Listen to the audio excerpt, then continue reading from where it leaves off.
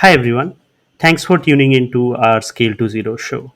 I'm Purushottam, co-founder and CTO of CloudNX. Scale to Zero is a forum where we collect questions from curious security professionals and we invite security experts to learn about their journey and also to get these questions answered. Our goal is simple. We want to build a community where we learn about security together and we leave no questions, security questions unanswered. With that, let's get started. So, for today's episode, we have Chris Niggel. Chris is the regional CSO, Chief Security Officer for Americas at Okta, where he is responsible for building customer trust, providing thought leadership around cloud security, and responding to customer security inquiries. Prior to Okta, Chris spent like 6 years leading the adoption of cloud technologies at LinkedIn, helping them grow from 350 to over 6,800 employees.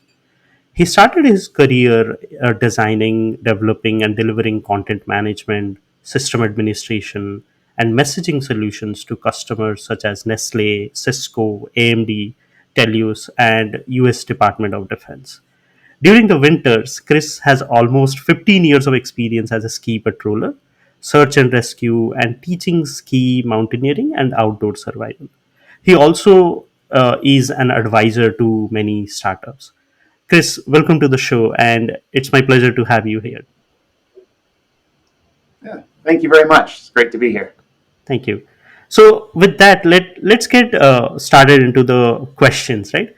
So, at Okta, you have built the information security compliance program from ground up. So, what's your take on certifications? Is getting certified enough from an overall security standpoint, or there is more to do? Like, is it a foundation for setting the organization in the right track to improve the overall security, or the foundation should be set even before certifications are a goal? Yeah, I think that's kind of an older way of thinking about it.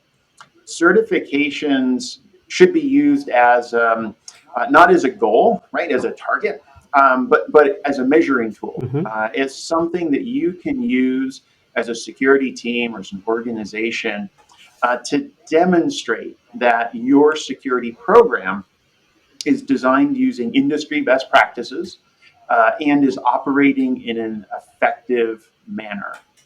When we set certifications as a target, that creates the opportunity for us to use it as a checkbox compliance.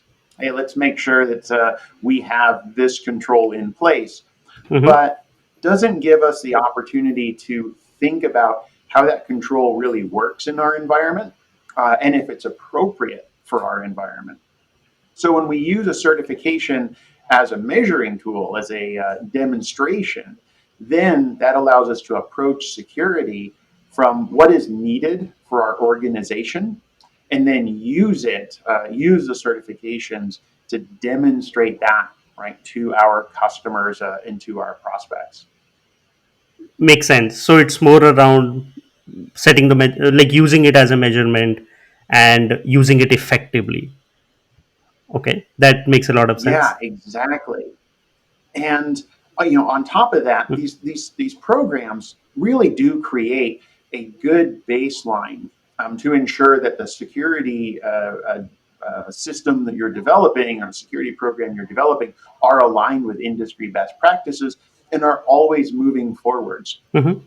ISO 27001 is a great example of this, as that framework requires that an organization demonstrate continuous improvement. It's a core tenet of that certification. So it enables you as a security leader to work with your CEO and your chief technical officer and the rest of your executive team to ensure that security is built in to all of the programs and the processes that you have as an organization, and you're able to demonstrate that continuous improvement. That again, we're not trying to just check a box and make sure a control's in place, but that we're instead using security as an enabler, Hmm. as a core function built into everything that the organization does. And that's how you turn compliance into really enabling the business to be secure. Makes a lot of sense, right? So one of the things that you mentioned is working with other teams in the organization, working with the leadership, right? So for startups or fast growing startups, security is often seen as a roadblock to business growth, right? Because business growth is Mhm. the first priority always. So what methods, like when you were at LinkedIn or at Okta, what methods did you follow and you would recommend to bring like awareness and develop a security centric culture and mindset from day one? Yeah, you really hit the nail on the head. Organizations, especially startups, are focused on growth. Hmm. Everything that the business does needs to be dedicated, right, to that task, and that includes security. Hmm. As you mentioned in the past, security is really seen as a roadblock, and when we approach compliance from that checkbox perspective, then security becomes a roadblock because we're seen as implementing changes that are slowing down development. We're getting in the way of employees doing their work. And with cloud technology now, that's just not something that the business is willing to accept, that individuals, right, are Hmm. willing to accept. We have to be able to use security as an enabler and not a roadblock. So, I'll give you an example. When I was at a previous organization, we were developing IAM, Hmm. identity and access management, and the biggest um, uh, uh, hesitation that organizations had to centralizing identity and access management was that IT was going to become a roadblock. When a new employee joined, Right. they were going to have to wait for IT to assign applications, and inevitably they'd assign the application incorrectly because IT didn't understand how that data was being used. Right. So what we did is we implemented a process that allowed the business customer, in this case sales, to continue to own the application, to continue to own Salesforce and Marketo and all of the other tools that they use. Hmm. So the business customer could still control application assignment and ensure that their sales team or new sales hires got access to the services and the systems they needed to be productive from day one. But because we had centralized identity management, security and IT still had the visibility that we needed to make Hmm. sure that company data was safe, and that when those team members either changed roles or left the company, we were able to immediately disable the access to Right. company data, whether that be inside of Salesforce or inside of other tools, WebEx, email, or anything else that the business used. So it gave us the best of both worlds. It gave us the ability for the sales team and the business customer to continue to feel like they owned their data, Hmm. but it gave security and IT the visibility and the control that we needed to both stay secure and stay compliant. I love that example. It's very clever that you sort of gave the ownership of onboarding and stuff like that to the business teams, right? And not have the security team the single point of contact for everything, right? For minimum needs, fair, like basic needs, they can be self sufficient rather than being blocked by other teams. That's very clever, actually. Yeah. So It's super important right. because we don't have as IT and security, right? We don't have the budget and the resources that we need to own everything. Hmm.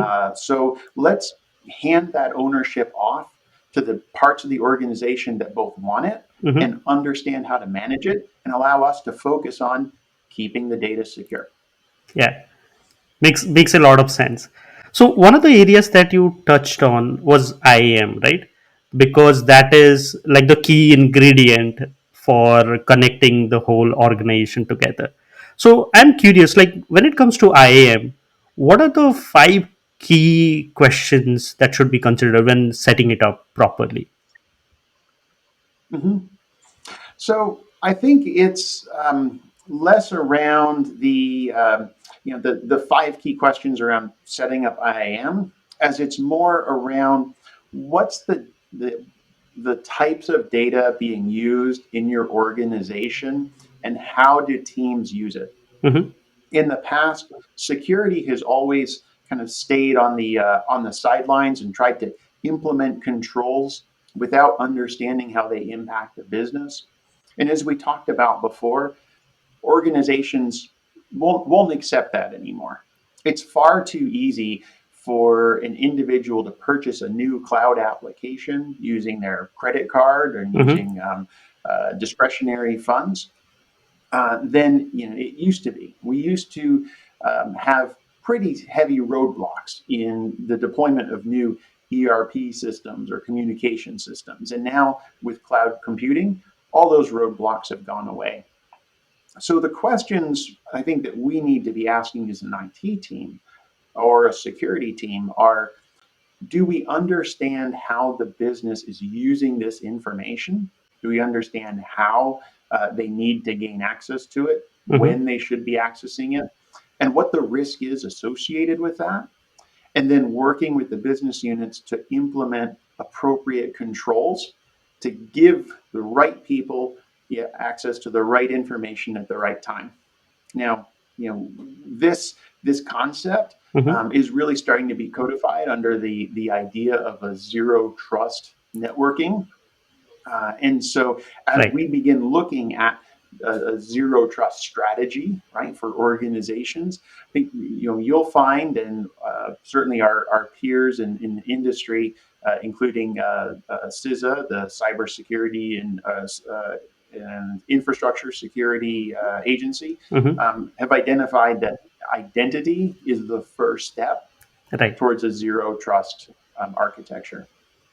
Yeah, I totally agree there. Like identity, it's a joint effort from the entire organization, right? Like setting it properly and setting the goals and stuff like that. Makes sense. So I want to sort of pivot a little bit. So nowadays we hear like a lot about breaches or ransomware attacks and many forms of attacks, right? So most organizations do prepare, plan, and budget and put processes in place, right? Infrastructure and processes in Mhm. place for any potential data breaches or ransomware attacks. So suppose even with all of these preparations and planning in place, there is still a data breach or a ransomware attack. What should the response plan look like in that case? Like from many perspective, right? Like internal communication, external communication, how to Mhm. repair the damage to the reputation of the organization, rebuild the trust, improving improvements so that you avoid such attacks in future, and etc etc. Like there are several impacts of it, right? So how do you respond to these events? Yeah, I mean, we could talk about that all day. It's important to remember that every incident in every organization is different. Mhm. So instead of providing specific guidance, your goal really needs to be to develop a process and a standard organizational chain of command rather than focus on those specific tactics, because every incident is going to be different, but what is consistent is ensuring that you have the right people trained on your process and your communication process, Okay. so that everyone from your executive team down to the folks who are working the front lines of that event are in lockstep. Now, we talked a little bit about CISA Mhm. just a minute ago. They actually recently released new guidance aimed at small and medium businesses, including guidance and a really nice white paper on how to set up an incident response program, and ensure that that program is effective and is being tested. Because any program that isn't being tested isn't really going to be in place and going to be effective. Right. So take a look at their website, those white papers. They have detailed actions for key roles, including the CEO, IT leaders, and security program manager, and see how you can apply that to your organization. This really is an area where an ounce of prevention, is worth a pound of cure. Okay, we'll definitely look at CISA, and we'll love to learn about the guidelines put forward. Right, that is helpful. So, uh, so you spoke about setting the chain of command and setting up the internal external communication, all of that together, right? So, as a security leader, uh, what what metrics do you report to your leadership or CEO or board of directors, and how do you communicate how, like, your overall security posture, like gaps or plans to improvements to these? Mm-hmm. Yeah. So the specific metrics that you use are going to be different, for every organization, Hmm. depending on your risk posture. What we do, right? We first do a risk assessment to understand what are the highest risks for our company, and then create specific metrics that track those. And those metrics change over time as we are able to implement controls and reduce risk. Then new ones, right, come up to the top, and we need to monitor and track those. Happily, as we talked about compliance at the beginning of the call, the SOC 2 and ISO 27001 both offer risk management and reporting frameworks that you can use to help develop that program. ISO 27001 in particular has a monthly or quarterly reporting process as a requirement. Now, another thing that you may need to look at, especially in your example, as a financial, tech startup, there are regulatory concerns that must be covered, and reported on. So as you're going through this risk assessment, look at both what are the risks that you have right within your organization, but ensure that you expand that across and address, are there other regulatory or compliance risks, whether domestic or international, that are appropriate for your organization, and ensure that those are covered as well? Okay. Yeah, that makes a lot of sense. One of the questions I always love to ask to security leaders, CISOs, is like, what keeps you up at night? What do you feel nervous about? Like, how do you manage those? Right? How do you manage risks associated with all the s- vendors, right? Like, you might be working with many Mhm. vendors, or you might be using open source or in-housing tools. So how do you manage risk around all of these? Yeah. So the biggest threat to organizations are, and ours is no different, are identity-based attacks. It's Hmm. the largest cybersecurity threat, and that's not that, my words. That you can see that in the Verizon data breach report that comes out every year, and this is because identity-based attacks work. I mean, look no further than Azure Active Directory, where more than three-quarters of organizations do not employ multi-factor authentication for their user accounts. And that's according to Microsoft's own Cyber Signals report. Hmm. With centralized identity, right, I know that our organization is protected using strong multi-factor authentication. And that makes phishing very difficult. Even if a password is lost, the attacker doesn't have that second factor. In here at Okta, we've recently rolled out a fully passwordless approach where we use device trust. So we take signals from our endpoints to ensure that they're managed, that they have up to date antivirus, anti malware, and it's a machine that we know. in cooperation with information about the user, biometrics, for example. So we have very strong authentication, which is very low impact. When I need to authenticate, I just touch the fingerprint scanner on my machine, don't have to remember a password, don't have to pull out my phone, and I'm right into the information that I need access to, immediately. So when we protect our identity, we're able to protect against kind of that largest threat of our largest cybersecurity threat, right? That face our organizations, and it really enables me to be able to sleep soundly as opposed to worrying and staying up all night. Yeah, I mean, multi-factor authentication. I, like everybody stresses on that, right? Like you cannot go wrong there. Like that is the bare minimum that anyone should do and must do, right? To avoid any attacks or phishing attacks in particular. So yeah, that makes a lot of sense as well.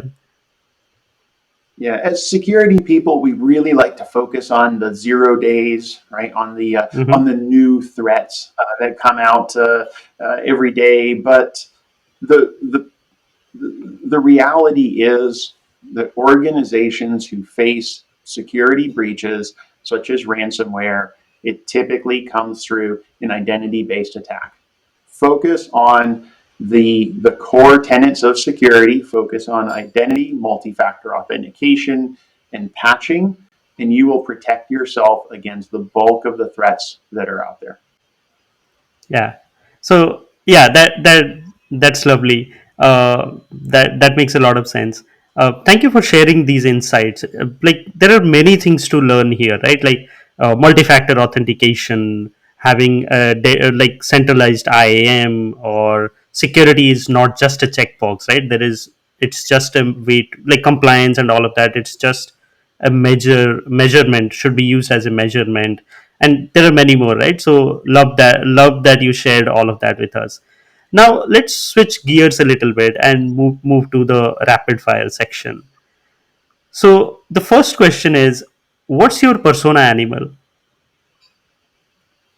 I have to say the owl, because they're always watching and they're always asking questions, right? Very in line with security, right? So assuming you are hiring, what stands out in a candidate's resume for you? What do you specifically look for? It's not a specific thing that I look for, but what I like to see is to understand what their path was to security. The route into information security is rarely straight, and I find it very interesting to understand the paths, the previous work history of candidates, because security is really a way of thinking, and when we bring individuals who have very broad and diverse backgrounds into information security, it allows us to look at problems from multiple perspectives, and I think makes organizations more secure as a result. Makes sense. What's the biggest lie you have heard in cybersecurity? Well, that's an easy one. That's our product has no vulnerabilities. Everything's got a vulnerability. So if you show me a pen test that's completely clean, I know you're lying. Yeah, I mean, all of us can relate to that. So the next one is, what advice would you give to your 25-year-old self starting in security, and why? Yeah, that would be to get involved with all the areas of your business. Uh, as we talked about at the beginning of this conversation, for security to be successful, we have to understand how the business uses data and how the business operates. So get involved in all the different projects you can with all the different teams that you can. Learn about how your organization works Hmm. and listen. right, to those team members, and that's really going to set you up to be able to provide good security that also enables the business and makes that growth successful. Love that. A one liner quote that keeps you going. Yeah, so I'm steal this from a Warren Miller films. You know, I'm a big skier, and that's if you don't do it this year, you'll just be 1 year older when you do. Makes sense. So, one of the things, this is more like a reading material for others, right? Like, how do you stay up to date on current events or the new threats or the current trends in the security domain? Yeah, there are a number of really good resources. We've talked about CISA, which provides threat feeds. There's other websites such as Dark Reading, which provide up to date information. It's also really helpful to build a network. Go to conferences, talk to people. We're all very friendly in security. We want to make sure that everyone is successful because that's what lifts security for everyone. And so my network provides me with a great deal of information and partnership. So just talk with folks, get involved with local groups, ISC Squared, Cloud Security Alliance, and that network will really pay dividends. Yeah. Yeah, that's lovely. Yeah, thank you so much, Chris. It was very insightful to speak with you. Like I learned a lot. I hope our like viewers will also get something to learn, something new, and looking forward to learn more from you in future. Yeah. Thank you very much. There are many things to learn from today's discussion. Here are a few things that I learned today. First, security is not just a checkbox. Certification should be used as a measurement tool rather than a goal. Continuous security improvement has much more impact than just getting certifications like SOC 2, ISO, HIPAA, etc. etc. Second, in order to set up IAM in the most accurate way, understanding who needs access to what, when, and why are the most important factors. IT should enable teams to own IAM rather than becoming a roadblock. And for a quick win, enforce MFA at minimum. Third, in terms of data breaches or attacks, every incident is different. So focus more on defining a solid incident response program and organizational chain of command rather than specific tactics. And to our viewers, thanks for watching. Hope you have learned something new. If you have any questions around security, share those at scale20.com. We'll get those answered by an expert in the security space. See you in the next episode. Thank you.